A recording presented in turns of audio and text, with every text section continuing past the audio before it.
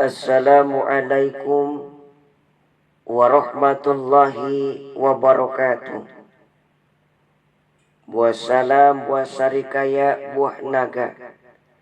Yang menjawab salam saya doakan jadi orang kaya dan kelak matinya masuk surga. Amin ya rabbal alamin. Bismillah.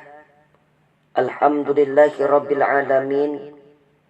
Wassalatu wassalamu ala asrafil mursalin Sayyidina wa maulana Muhammadin wa ala alihi wa sahbihi ajmain, amma ba'd.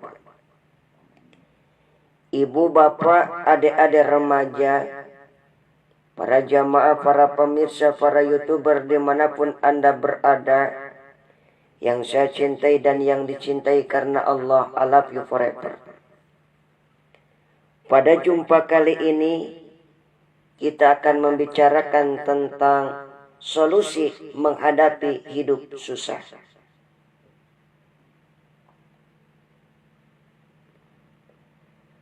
Banyak kita alami perubahan-perubahan yang terjadi, baik perubahan yang menyangkut sosial budaya, lebih-lebih yang menyangkut sosial politik.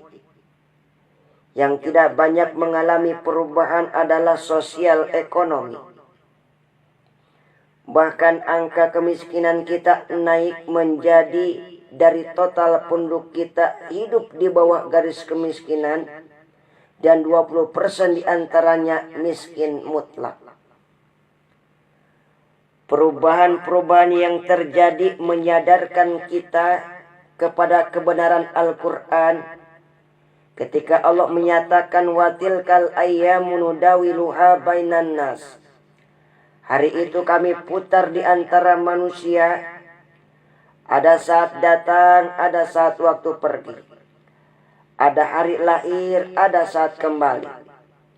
Ada waktu dilantik, ada saat menyerahkan jabatan. Hari kami putar di antara manusia dan hidup cuma sekedar menunggu giliran.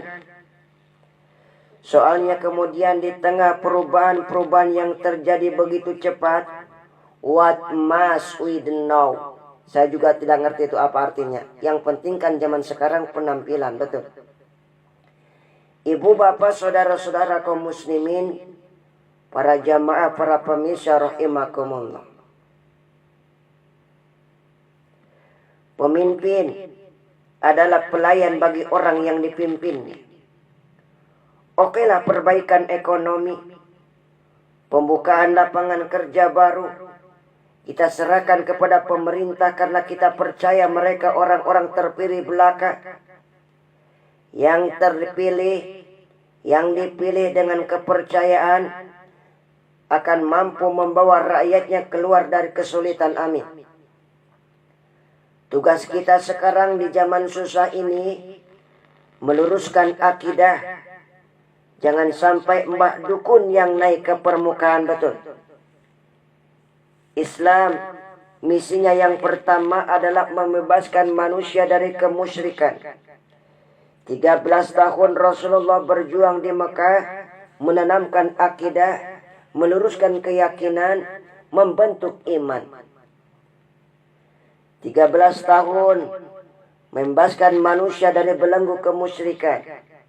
13 tahun menanamkan la ilaha illallah Muhammadur Rasulullah. Dengan seluruh konsekuensinya, kalau saya yakin tiada Tuhan selain Allah, saya tidak akan minta tolong kecuali hanya kepada Allah. Saya tidak akan pernah takut kecuali hanya kepada Allah. Saya tidak akan pernah menggantungkan hidup kecuali hanya kepada Allah. Saya tidak akan pernah minta rizki kecuali hanya kepada Allah.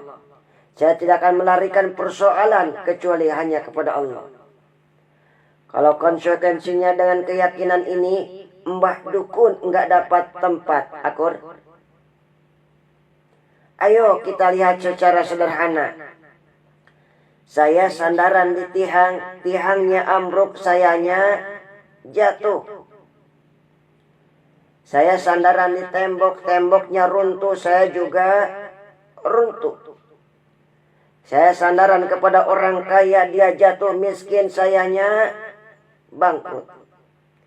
Saya sandaran kepada jenderal, dia pensiun, sayanya selesai. Tapi kalau saya sandaran hanya kepada Allah, Allah tidak akan pernah miskin, Allah tidak akan pernah lumpuh, Allah tidak akan pernah terpuruk, betul. Dan Allah tidak akan berkurang kekuasaannya. Maka umat Islam sesulit apapun zaman yang kita hadapi ini, Allah juga tempat kita bersandar, jelas. Selama ini kita iman dalam ucapan, tapi sekuler dalam perbuatan. Di masjid ada Allah, di kantor Allah tidak ada, maka korupsi merajalela. Di masjid ada Allah, di pasar Allah tidak ada, maka timbangan tetap curang. Kita iman dalam ucapan, tetapi sekuler dalam perbuatan. Oleh karena itu, sesulit apapun zaman yang kita hadapi, iman jugalah pegangan kita. Allah juga tempat kita bersandar. Boleh zaman berubah, akidah jangan sampai goyah. Karena iman kita hidup, untuk iman kita berjuang, dan dalam iman kita kembali menghadap Allah Subhanahu wa ta'ala. Selama ini manusia Indonesia kita lebih banyak diisi otaknya, hatinya sering kosong, agamanya dangkal, akidahnya rapuh, moral rendah. Memang kemudian muncullah banyak orang-orang pintar, cuma sayang tidak benar. Indonesia kita bangkrut, Indonesia kita terpuruk, Indonesia kita sakit. Sakitnya sakit parah lagi kalau diurus oleh orang yang cuma pintar tapi tidak benar, betul. Kita perlu orang-orang pintar, tapi kita lebih perlu lagi orang-orang yang benar, jelas. Kalau cuma pintar tapi tidak benar, itu yang sering saya sampaikan di forum-forum. Nanti disuruh ngurus beras, malah nimbun beras. Disuruh ngurus laut, malah jadi bajak laut. Disuruh ngurus hutan, rame-rame jadi orang hutan. Sungguh terlalu. Jutaan hektar hutan Indonesia kita merupakan kekayaan, sumber daya alam kita yang kita pergunakan bagi sebesar-besarnya untuk kemaslahatan rakyat. Yang disuruh ngurus hukum, malah bikin hukum seperti pisau. Tajam ke bawah, tumpul ke atas. Jangan heran lalu di masyarakat muncullah street justice, pengadilan jalanan. Sebagai refleksi dari ketidakpuasan melihat sikap hukum yang sangat berpihak, di mana kalau yang kecil salah, hukum cepat-cepat ditegakkan, betul. Lihat saja sekarang ini kalau orang terkenal banyak uang, punya masalah, antri yang bela. Betul. Tapi saudara lihat, si Marsinah di Jawa Timur, si Sekong dan Karta di Jawa Barat, si Udin Bernas wartawan Jogja tersiok-siok mencari keadilan, betul. Sampai hari ini urusannya masih remang-remang. Kenapa bisa begitu? Jawabannya sederhana, tidak ada pulus. Ada pulus, mulus. Tidak ada pulus, manpus, betul. Jangan sampai para penegak hukum kita terjebak pada lagu baru, maju tak gentar, membela yang bayar. Biar bertentangan dengan nurani, biar bertentangan dengan publik opini, biar bertentangan dengan rasa keadilan, siapa yang bayar itulah majikan. Mau benar atau salah, belain terus. Kalau seperti ini, inilah hukum kita. Mafioso keadilan akan tetap gentayangan. Na'udzubillah summa na'udzubillah. Ibu, bapak, adik-adik remaja, para jamaah, para pemirsa yang berbahagia. 13 tahun beliau berjuang di Mekah meluruskan keyakinan, memantapkan akidah, meneguhkan iman. Dari situ segalanya dimulai, dari situ segalanya akan menuju. Intan paling mahal, mutiara paling berharga, tidak lain adalah nilai-nilai keimanan, betul.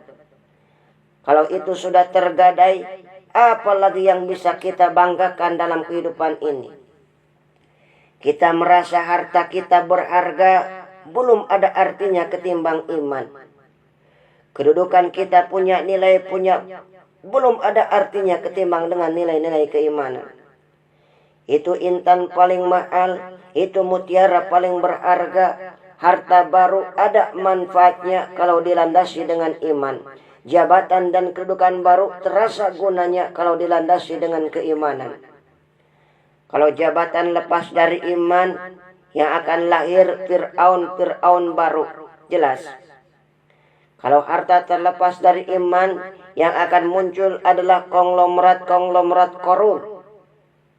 Kalau ilmu pengetahuan terlepas dari nilai dasar-dasar keimanan, maka yang akan muncul adalah ilmuwan pelacur yang menyalahkan yang benar, membenarkan yang salah, dan untuk kepentingan pribadinya.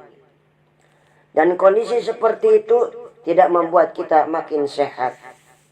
Oleh karena itu, pada kesempatan ini, pesan pertama saya menghadapi zaman susah, tetap jaga akidah, tetap pelihara keyakinan. Kesulitan bukan untuk ditakuti, untuk diatasi. Hidup adalah kerja keras, bukan keajaiban. Perubahan tidak akan datang hanya dengan simsalabim adakadabrak, betul. Perubahan tidak akan muncul hanya dengan berandai-andai. Perubahan tidak akan turun dari langit seperti turunnya embun di waktu malam. Perubahan adalah kerja keras, hingga Al-Quran membimbing kita, innallaha la yughayyiru ma biqaumin hatta yughayyiru ma bi anfusihim. Allah tidak akan mengubah keadaan suatu bangsa kalau mereka tidak mau mengubah apa yang ada dalam diri mereka. Yang ada dalam diri itu adalah rule of thinking, state of mind, cara kita berpikir, cara kita memandang kehidupan, cara kita mengatasi persoalan. Ibu bapak hadirin yang berbahagia, inilah iman. Berangkat dari ini kita menyadari ini ujian buat kita rakyat. Dan kita rakyat Indonesia ini kalau sama susah si sudah kenyang. Ya Pak.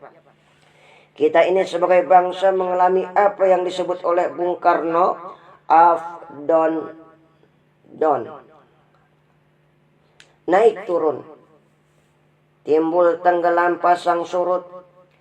350 tahun dijajah oleh Belanda, kita susah. Berangkat Belanda masuk Jepang susah lagi. Pergi Jepang datang nikah susah lagi. Lalu kita merdeka dirongrong oleh berbagai pemberontakan susah lagi. Makan bulgur anti minyak, lalu PKI berontak susah lagi. Muncul orde baru, lama-lama susah lagi. Orde baru selesai, naik reformasi, mulai repot nasi, susah lagi. Kalau susah kita ini sudah akrab, sudah intim. Mestinya kalau sudah seperti itu, jangan salah sikap menyikapi kesusahan. Jangan sampai kita potong kompas, ambil jalan pintas, terjebak menghalalkan segala cara. Itu tidak akan menguntungkan dan itu tidak akan menyelesaikan. Kalaupun selesai nampaknya penyelesaian sesaat. Dan penyelesaian sesaat bukan penyelesaian yang sebenarnya. Karena itu tetaplah dalam koridor keimanan. Boleh zaman berubah, akidah jangan sampai goyah. Silakan masa berganti, tapi keyakinan jangan mati. Sekali la ilaha illallah sampai tetes darah paling penghabisan, tetap la ilaha illallah. Sanggup? Siap? Kalau sanggup, kalau siap, kita harus konsekuen. Inilah yang saya sampaikan di kesempatan kali ini. Mudah-mudahan ada manfaatnya. Terima kasih atas segala perhatiannya. Mohon maaf atas segala kekurangannya. Baju bersih, baju putih sangat bersih, dipakai pada saat rapat. Cukup sekian dan terima kasih. Semoga bermanfaat. Billahi taufiq wal hidayah. Wassalamualaikum warahmatullahi wabarakatuh.